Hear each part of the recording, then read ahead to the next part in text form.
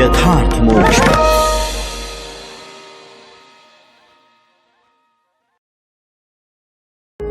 यथार्थ मोक्ष प्रस्तुत कर रहा है अतुल्य संपूर्ण महाभारत। श्री महाभारतम दान धर्म पर्व 127वां अध्याय। अग्नि, लक्ष्मी, अंगिरा, गार्ग्य, धौम्य तथा जमदग्नि के द्वारा धर्म के रहस्य का वर्णन। अग्निदेव ने कहा, जो मनुष्य पूर्णिमा तिथि को चंद्रोदय के समय चंद्रमा की ओर मुंह करके उन्हें जल की भरी हुई एक अंजलि घी और अक्षत के साथ भेंट करता है, उसने अग्निहोत्र का कार्य संपन्न कर लिया। उसके द्वारा गार्हपत्य आदि तीनों अग्नियों को भली भांति आहुति दे दी गई। जो मूर्ख अमावस्या के दिन किसी वनस्पति का एक पत्ता भी तोड़ता है, उसे ब्रह्म हत्या का पाप लगता है। जो बुद्धिहीन मानव अमावस्या तिथि को दंत धावन काष्ठ चबाता है, उसके द्वारा चंद्रमा की हिंसा होती है और पितर भी उससे उद्विग्न हो उठते हैं। पर्व के दिन उसके दिए हुए हविष्य को देवता ग्रहण नहीं करते, उसके पितर भी कुपित हो जाते हैं और उसके कुल में वंश की हानि होती है। लक्ष्मी बोली, जिस घर में सब पात्र इधर उधर बिखरे पड़े हों, बर्तन फूटे और आसन फटे हों तथा जहां स्त्रियां मारी पीटी जाती हों, वो घर पाप के कारण दूषित होता है। पाप से दूषित हुए उस गृह से उत्सव और पर्व के अवसरों पर देवता और पितर निराश लौट जाते हैं, उस घर की पूजा नहीं स्वीकार करते। अंगिरा ने कहा, जो पूरे 1 वर्ष तक करंज वृक्ष के नीचे दीपदान करे और ब्राह्मी बूटी की जड़ हाथ में लिए रहे, उसकी संतति बढ़ती है।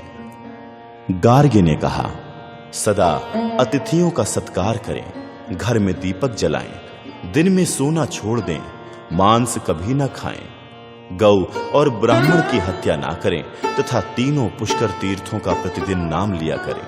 ये रहस्य सहित श्रेष्ठतम धर्म महान फल देने वाला है। सैकड़ों बार किए हुए यज्ञ का फल भी क्षीण हो जाता है, किंतु श्रद्धालु पुरुषों द्वारा इन सारे धर्मों का पालन किया जाए तो वो कभी क्षीण नहीं होते। ये परम गोपनीय रहस्य की बात सुनो। श्राद्ध में, यज्ञ में, तीर्थ में और पर्वों के दिन देवताओं के लिए जो हविष्य तैयार किया जाता है, उसे यदि रजस्वला, कोढ़ी अथवा वंध्या स्त्री देख ले तो उनके नेत्रों द्वारा देखे हुए हविष्य को देवता नहीं ग्रहण करते हैं तथा पितर भी 13 वर्षों तक असंतुष्ट रहते हैं। श्राद्ध और यज्ञ के दिन मनुष्य स्नान आदि से पवित्र होकर श्वेत वस्त्र धारण करे, ब्राह्मणों से स्वस्ति वाचन कराए तथा महाभारत का पाठ करे। ऐसा करने से उसका हव्य और कव्य अक्षय होता है। धौम्य बोले, घर में फूटे बर्तन, टूटी खाट, मुर्गा, कुत्ता और अश्वत्थादि वृक्ष का होना अच्छा नहीं माना गया है। फूटे बर्तन में कलयुग का वास कहा गया है। टूटी खाट रहने से धन की हानि होती है। मुर्गे और कुत्ते के रहने पर देवता उस घर में हविष्य नहीं ग्रहण करते तथा मकान के अंदर कोई बड़ा वृक्ष होने पर उसकी जड़ के अंदर सांप, बिच्छू आदि जंतुओं का रहना अनिवार्य हो जाता है। इसलिए घर के भीतर पेड़ न लगाएं। जमदग्नि बोले, कोई अश्वमेध या सैकड़ों वाजपेय यज्ञ करे, नीचे मस्तक करके वृक्ष में लटके अथवा समृद्धिशाली सत्र खोल दे, किंतु जिसका हृदय शुद्ध नहीं है, वो पापी निश्चय ही नरक में जाता है, क्योंकि यज्ञ, सत्य और हृदय की शुद्धि तीनों बराबर है। प्राचीन समय में एक ब्राह्मण शुद्ध हृदय से ब्राह्मण को शेर भर सत्तू दान करके ही ब्रह्मलोक को प्राप्त हुआ था। हृदय की शुद्धि का महत्व बताने के लिए ये एक ही दृष्टांत पर्याप्त होगा।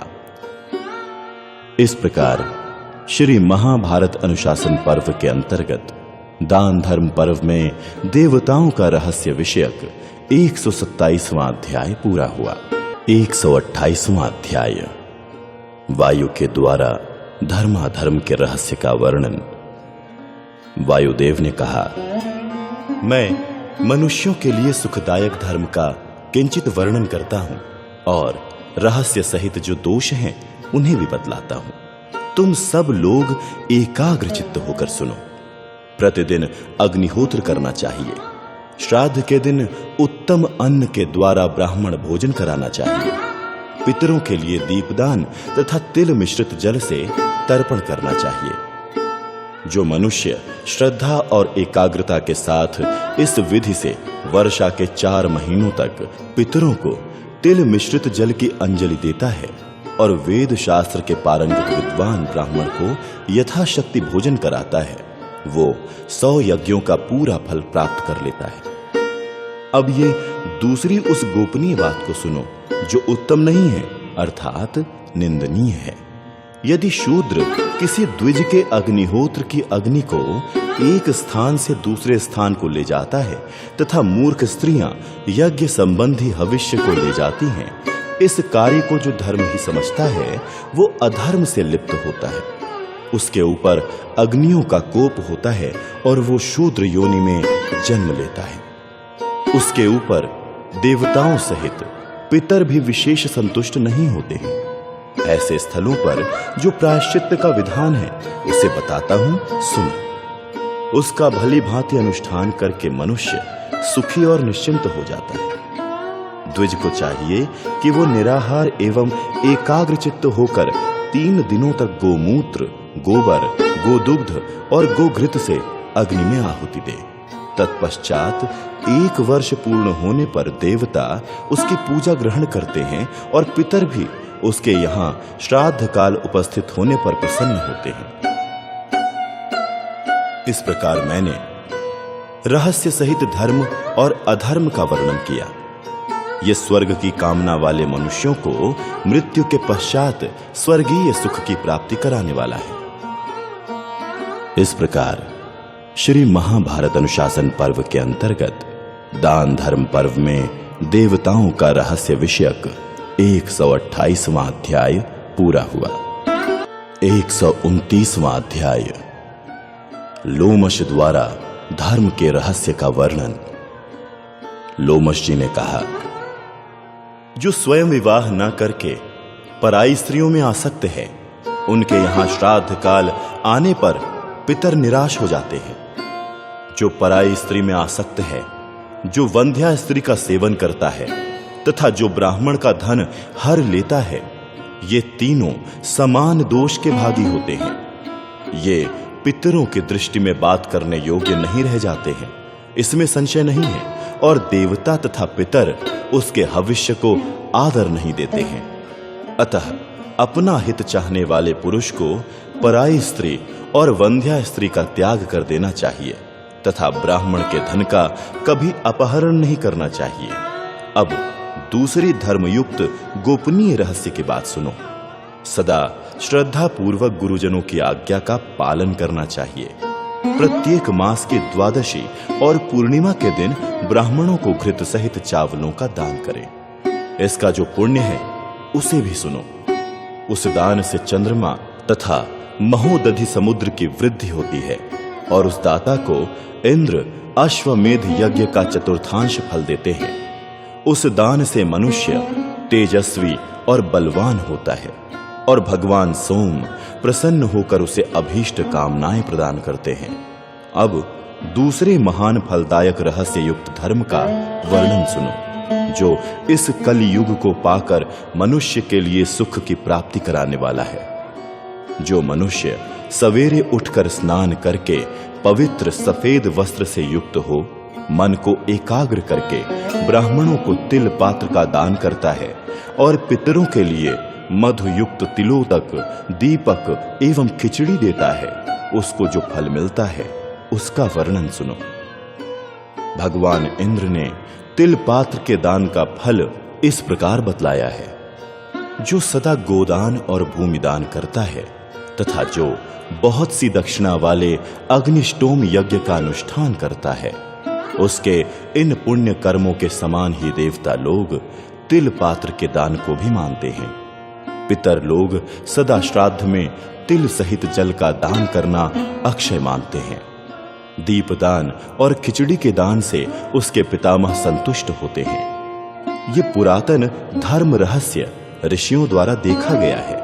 स्वर्ग लोक और पितृलोक में भी देवताओं तथा पितरों ने इसका समादर किया है। इस प्रकार इस धर्म का मैंने वर्णन किया है। इस प्रकार श्री महाभारत अनुशासन पर्व के अंतर्गत दान धर्म पर्व में लोमश वर्णित धर्म का रहस्य विषयक 129वां अध्याय पूरा हुआ। 130वां अध्याय अरुंधति, धर्मराज और चित्रगुप्त द्वारा धर्म संबंधी रहस्य का वर्णन। भीष्म जी कहते हैं, राजन, तदनंतर सभी ऋषियों, पितरों और देवताओं ने तपस्या में बढ़ी चढ़ी हुई अरुंधति देवी से, जो शील और शक्ति में महात्मा वशिष्ठ जी के ही समान थीं, एकाग्रचित्त होकर पूछा, भद्रे, हम आपके मुंह से धर्म का रहस्य सुनना चाहते हैं। आपकी दृष्टि में जो गुह्यतम धर्म हो उसे बताने की कृपा करें। अरुंधति बोली, देवगण, आप लोगों ने मुझे स्मरण किया, इससे मेरे तप की वृद्धि हुई। अब मैं आप ही लोगों की कृपा से गोपनीय रहस्यों सहित सनातन धर्मों का वर्णन करती हूँ। आप लोग वो सब सुने। जिसका मन शुद्ध हो उस श्रद्धालु पुरुष को ही इन धर्मों का उपदेश करना चाहिए। जो श्रद्धा से रहित अभिमानी, ब्रह्म हत्यारी और गुरु स्त्रीगामी हैं, इन 4 प्रकार के मनुष्यों से बात भी नहीं करनी चाहिए। इनके सामने धर्म के रहस्य को प्रकाशित न करें। जो मनुष्य 12 वर्षों तक प्रतिदिन एक कपिला गौ का दान करता है, हर महीने में निरंतर सत्र याग चलाता और ज्येष्ठ पुष्कर तीर्थ में जाकर 1 लाख गोदान करता है, उसके धर्म का फल उस मनुष्य के बराबर नहीं हो सकता जिसके द्वारा की हुई सेवा से अतिथि संतुष्ट हो जाता है। अब मनुष्यों के लिए सुखदायक तथा महान फल देने वाले दूसरे धर्म का रहस्य सहित वर्णन सुनो। श्रद्धा पूर्वक इसका पालन करना चाहिए। सवेरे उठकर कुश और जल हाथ में ले गौओं के बीच में जाएं। वहां गौओं के सींग पर जल छिड़कें और सींग से गिरे हुए जल को अपने मस्तक पर धारण करें। साथ ही उस दिन निराहार रहें। ऐसे पुरुष को जो धर्म का फल मिलता है उसे सुनो। तीनों लोकों में सिद्ध, चारण और महर्षियों से सेवित जो कोई भी तीर्थ सुने जाते हैं, उन सब में स्नान करने से जो फल मिलता है वही गायों के सींग के जल से अपने मस्तक को सींचने से प्राप्त होता है। ये सुनकर देवता, पितर और समस्त प्राणी बहुत प्रसन्न हुए। उन सब ने उन्हें साधुवाद दिया और अरुंधति देवी की भूरी भूरी प्रशंसा की।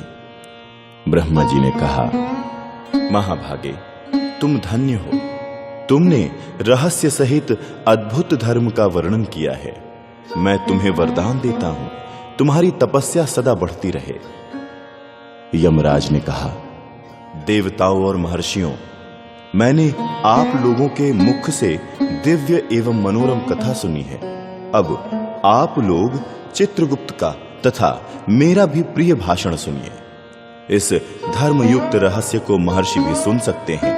अपना हित चाहने वाले श्रद्धालु मनुष्य को भी इसे श्रवण करना चाहिए। मनुष्य का किया हुआ कोई भी पुण्य तथा पाप भोग के बिना नष्ट नहीं होता। पर्व काल में जो कुछ भी दान किया जाता है वो सब सूर्य देव के पास पहुंचता है।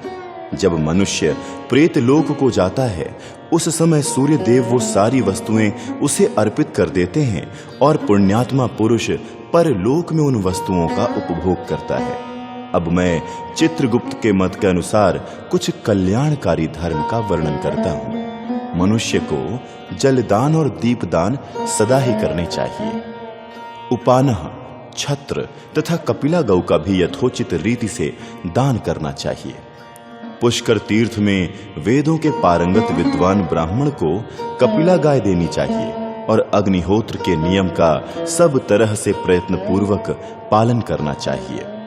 इसके सिवा ये एक दूसरा धर्म भी चित्रगुप्त ने बताया है। उसके पृथक पृथक फल का वर्णन सभी साधु पुरुष सुने। समस्त प्राणी काल क्रम से प्रलय को प्राप्त होते हैं। पापों के कारण दुर्गम नरक में पड़े हुए प्राणी भूख प्यास से पीड़ित हो आग में जलते हुए पकाए जाते हैं। वहां उस यातना से निकल भागने का कोई उपाय नहीं है। मंद बुद्धि मनुष्य ही नरक के घोर दुखमय अंधकार में प्रवेश करते हैं। उस अवसर के लिए मैं धर्म का उपदेश करता हूं, जिससे मनुष्य दुर्गम नरक से पार हो सकता है। उस धर्म में व्यय बहुत थोड़ा है, परंतु लाभ महान है। उससे मृत्यु के पश्चात भी उत्तम सुख की प्राप्ति होती है। जल के गुण दिव्य हैं। प्रेत लोक में ये गुण विशेष रूप से लक्षित होते हैं। वहां पुण्योदका नाम से प्रसिद्ध नदी है, जो यमलोक निवासियों के लिए विहित है। उसमें अमृत के समान मधुर, शीतल एवं अक्षय तल भरा रहता है। जो यहाँ जलदान करता है, वही परलोक में जाने पर उस नदी का जल पीता है। अब दीपदान से जो अधिकाधिक लाभ होता है, उसको सुनो। दीपदान करने वाला मनुष्य नरक के नियत अंधकार का दर्शन नहीं करता। उसे चंद्रमा, सूर्य और अग्नि प्रकाश देते रहते हैं। देवता भी दीपदान करने वाले का आदर करते हैं। उसके लिए संपूर्ण दिशाएं निर्मल होती हैं तथा प्रेत लोक में जाने पर वो मनुष्य सूर्य के समान प्रकाशित होता है। इसलिए विशेष यत्न करके दीप और जल का दान करना चाहिए। विशेषतः पुष्कर तीर्थ में जो वेदों के पारंगत विद्वान ब्राह्मण को कपिला दान करते हैं, उन्हें उस दान का जो फल मिलता है, उसे सुनो। उसे साणों सहित 100 गौओं के दान का शाश्वत फल प्राप्त होता है। ब्रह्म हत्या के समान जो कोई पाप होता है, उसे एकमात्र कपिला का दान शुद्ध कर देता है। वो एक ही गोदान 100 गोदानों के बराबर है। इसलिए ज्येष्ठ पुष्कर तीर्थ में कार्तिक की पूर्णिमा को अवश्य कपिला गौ का दान करना चाहिए। जो श्रेष्ठ एवं सुपात्र ब्राह्मण को उपानह दान करता है, उसके लिए कहीं कोई विषम स्थान नहीं है। न उसे दुख उठाना पड़ता है और न कांटों का ही सामना करना पड़ता है। छत्र दान करने से परलोक में जाने पर दाता को सुखदायिनी छाया सुलभ होती है। इस लोक में दिए हुए दान का कभी नाश नहीं होता। चित्रगुप्त का ये मत सुनकर भगवान सूर्य के शरीर में रोमांच हो आया। उन महातेजस्वी सूर्य ने संपूर्ण देवताओं और पितरों से कहा, आप लोगों ने महामना चित्रगुप्त के धर्म विषयक गुप्त रहस्य को सुन लिया। जो मनुष्य महामनस्वी ब्राह्मणों पर श्रद्धा करके ये दान देते हैं, उन्हें भय नहीं होता।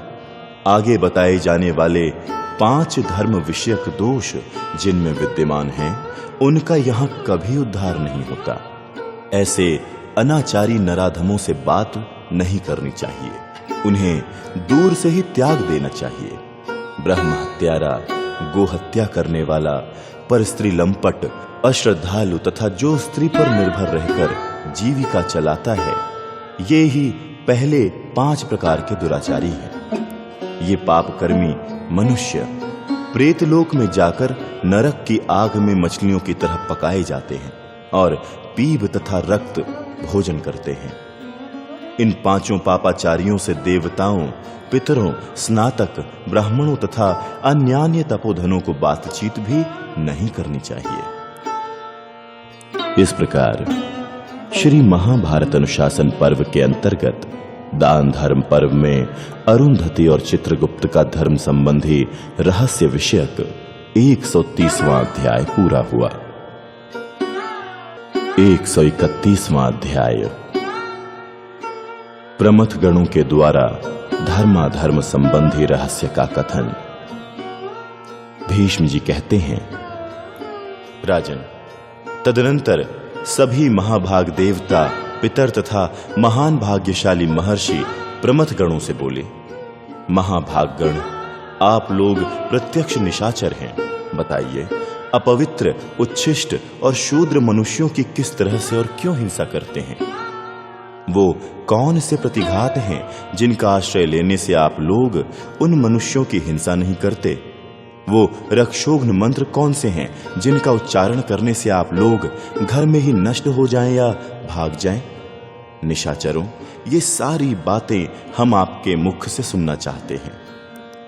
प्रमथ बोले, जो मनुष्य सदा स्त्री सहवास के कारण दूषित रहते, बड़ों का अपमान करते, मूर्खतावश मांस खाते, वृक्ष की जड़ में सोते, सिर पर मांस का बोझा ढोते, बिछौनों पर पैर रखने की जगह सिर रख कर सोते, वो सब के सब मनुष्य उच्छिष्ट तथा बहुत से छिद्रों वाले माने गए हैं। जो पानी में मल मूत्र एवं थूक फेंकते हैं, वो भी उच्छिष्ट की ही कोटि में आते हैं। ये सभी मानव हमारी दृष्टि में भक्षण और वध के योग्य हैं, इसमें संशय नहीं है। जिनके ऐसे शील और आचार हैं, उन मनुष्यों को हम धर दबाते हैं। अब इन प्रतिरोधक उपायों को सुनिए, जिनके कारण हम मनुष्यों की हिंसा नहीं कर पाते। जो अपने शरीर में गोरोचन लगाता, हाथ में वच नामक औषध लिए रहता, ललाट में घी और अक्षत धारण करता तथा मांस नहीं खाता, ऐसे मनुष्यों की हिंसा हम नहीं कर सकते। जिसके घर में अग्निहोत्र की अग्नि नित्य दिन रात दैदीप्यमान रहती है, छोटे जाति के बाघ का चर्म, उसी की दाढ़ें तथा पहाड़ी कछुआ मौजूद रहता है, घी की आहुति से सुगंधित धूम निकलता रहता है, बिलाव तथा काला या पीला बकरा रहता है। जिन गृहस्थों के घरों में ये सभी वस्तुएं स्थित होती हैं, उन घरों पर भयंकर मांसभक्षी निशाचर आक्रमण नहीं करते हैं। हमारे जैसे जो भी निशाचर अपनी मौज से संपूर्ण लोकों में विचरते हैं, वो पहले बताए हुए घरों को कोई हानि नहीं पहुंचा सकते। अतः प्रजानाथ, अपने घरों में इन रक्षोघ्न वस्तुओं को अवश्य रखना चाहिए। ये सब विषय जिसमें आप लोगों को महान संदेह था, मैंने कह सुनाया। इस प्रकार श्री महाभारत अनुशासन पर्व के अंतर्गत दान धर्म पर्व में प्रमथ गणों का धर्म संबंधी रहस्य विषयक 131वां अध्याय पूरा हुआ।